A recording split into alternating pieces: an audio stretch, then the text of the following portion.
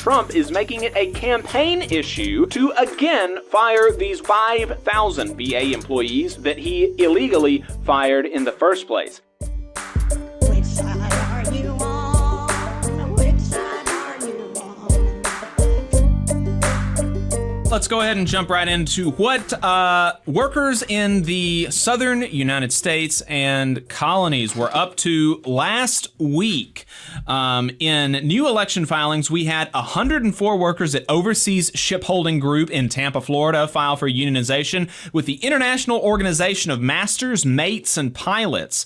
31 workers at Rivers Casino in Portsmouth, Virginia, filed for unionization with the International Brotherhood of Teamsters, Local 822. 77 music workers at Eastern Music Festival in Greensboro, North Carolina, filed for unionization with the American Federation of Musicians, Local 342. 13 workers at Rare Bird Roastery in Falls Church, Virginia, filed for a union election with Workers United. 27 workers at Swissport Fueling in Fort Myers, Florida, filed for a union election with the International Association of Machinists and Aerospace Workers. 50 workers at Unity Healthcare in Washington, D.C., filed for a union election with the Union of American Physicians and Dentists, UAPD. 80 workers at Dow Tile Quartz in Dixon, Tennessee, filed for a union election with the United Steelworkers International Union. 18 workers at B-Leaf Medical in St. Louis, Missouri, filed for a union election with the United Food and Commercial Workers, Local 655. 82 workers at the International Rescue Committee in Dallas, Texas, filed for a union election with the Office and Professional Employees International Union, Local 277. We have, unfortunately, a big correction from last week. That 780 worker unit at Pico Foods in West Point, Mississippi was not a union election petition, but rather a decertification petition. So unfortunately, that is not 780 workers looking to join a union, but on the bright side, that is 780 workers who are already unionized in Mississippi, and the decertification petition was pulled last week. So those workers are and will remain part of UFCW Local 1529. Students at Marshall University in West Virginia formed the college's first student union. A few groups of workers withdrew their petition for union election last week. 5 workers at the American Federation of State, County, and Municipal Employees, headquarters in D.C., withdrew their petition for union election with the United Staff Union. Could be bad. Don't like to see union staff pulling elections for their own union election. That's not great, but, you know, there could be another story. Would love any insight anybody has about that. 18 workers for Flower Garden Bakery tied in their union election with the Bakery, Confectionery, Tobacco Workers, and Grain Millers, BCTGM, International Union, Local 358, 6-6, with 1 challenged ballot, and the petition for representation was withdrawn. After an election was scheduled for 18 workers at Liberty Communications of Puerto Rico, they withdrew their petition for unionization with the Communication Workers of America. In election results, we had 394 workers at Molson Coors Beverage Company in Elkton, Virginia, voting against unionization with BCTGM Local 126 to 225. Sorry. The vote was 126 to 225 against unionizing with BCTGM.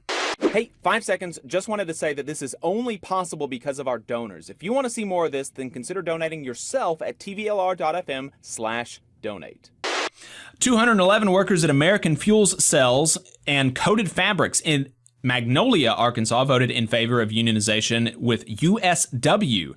108 to 79. 24 workers at Transit Management of Alexandria in Alexandria, Virginia, voted in favor of unionization with the Amalgamated Transit Union, ATU, Local 689, 15 to 6. 16 workers at Primary Medical Group in Ponce, Puerto Rico, voted in favor of unionization with ULEES, 13 to 2. 13 workers at George Washington University in Washington, D.C. voted in favor of unionization with the Service Employees International Union, SEIU, Local 500. Several weeks ago, this is in Settlements, Grievances, and Unfair Labor Practices. Several weeks ago, the American Federation of Government Employees announced that they had secured back pay and recall rights for 5,000 VA employees who had been wrongfully terminated after an illegal implementation of a Trump administration policy. Now, Labor Notes is reporting that Trump is making it a campaign issue to again fire these workers that he illegally fired in the first place. This will obviously damage the Veterans Administration's ability to serve. It will disrupt these employees' lives, many of whom are veterans themselves, and ultimately, again, almost certainly, cost the taxpayer in the inevitable settlement that would come from breaking the law. In strikes and bargaining updates, 188 UAW members at ZF Manufacturing in Tuscaloosa, Alabama, are on strike after voting down 3 contract proposals from the company that were insufficient, in particular in regard to health care and raises. We're going to be talking to Ronnie Mills, president of the local, about that later in the program. We mentioned that the State Employee Insurance Board here in Alabama was considering raising premiums and cutting benefits for state government workers, and last week they went through with it because Alabama does not give its public workers collective bargaining rights. They did not have to bargain over the changes. The USFL and XFL are considering a merger. You'll remember that the USFL players successfully unionized with the USW, while XFL players voted against unionization. The USFL Players Association put out a statement on the merger saying that, quote, regardless of what happens with a potential merger, we are looking forward to the future growth of professional football and our ongoing relationship with the USFL as we ensure that players have a strong voice on the job.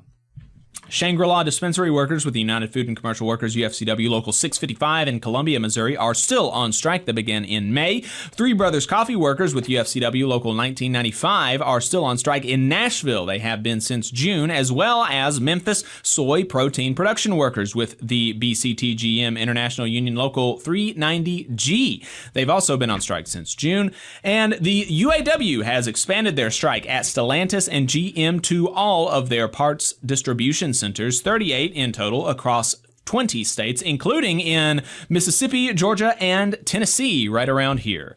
That makes 5,600 more UAW members on the picket line. Ford was spared from the escalation because they had serious progress in their negotiations, and we're going to talk about that later in the program as well.